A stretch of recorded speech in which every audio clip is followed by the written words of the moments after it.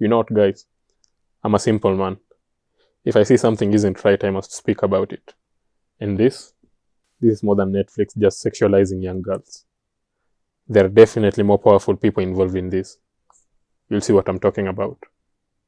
By now, I'm sure you've seen plenty of videos regarding Cuties, and you already know it's a movie that's portraying children and Islam in a very negative way. What I really find disturbing is the way both white and Muslim cultures are depicted in this movie. On one hand, we get a sort of white culture sexualizes everything vibe. On the other hand, we're told Muslims are awful people for taking certain measures to protect their children and their values. And believe me, if I had to choose between being labeled as an awful person and having my under 18 child viewed as a sexual object, I'd totally choose being labeled an awful person. About white culture sexualizing everything. This happens with consenting adults only, and everyone with a brain knows that sexualizing children is totally wrong. Now, the director's message apparently is to let people know that these things are bad and they're happening in the society. The message might be there, but it's completely lost when the movie is shot in this explicit way, with constant zoom-ins on the children's privates. It's like coming to people and telling them, we greatly oppose animal cruelty. And to show you how dedicated we are to this, we're going to torture animals just so you can see our dedication. Two-Face once said, "You either die a hero, or you live long enough to see yourself become the villain." The intentions might have been good, but there are way too many red flags here. For instance, the scene where Amy took a photo of her private parts and posted it online. Someone somewhere just sat down and thought to themselves, this would be a really good scene to make a child perform and include it in the final cut of the movie. Who hired this guy? What the fuck? And for the parents who allow their children to be filmed this way, it's clearly apparent you shouldn't have been a parent.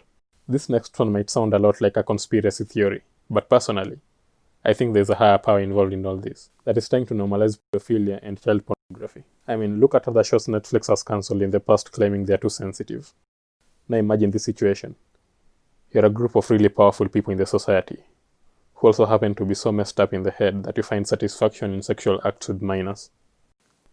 Your messed up fetishes are however not possible because the world that is luckily full of normal people disagree with what you're trying to do. An idea then comes to you.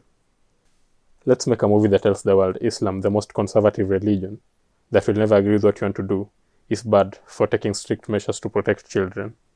As if that's not enough, let's make it look like what they're opposing is good and normal. Then to fool the masses that we're not openly glorifying or trying to push this agenda, let's condemn it in a less than 5-minute clip towards the end of the movie.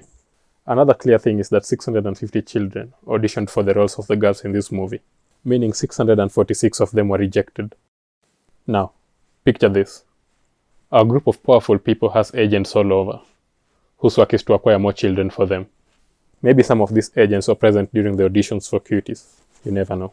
Now imagine how easy it must have been for them to approach the rejected kids' parents and offer them other opportunities, only to traffic them later.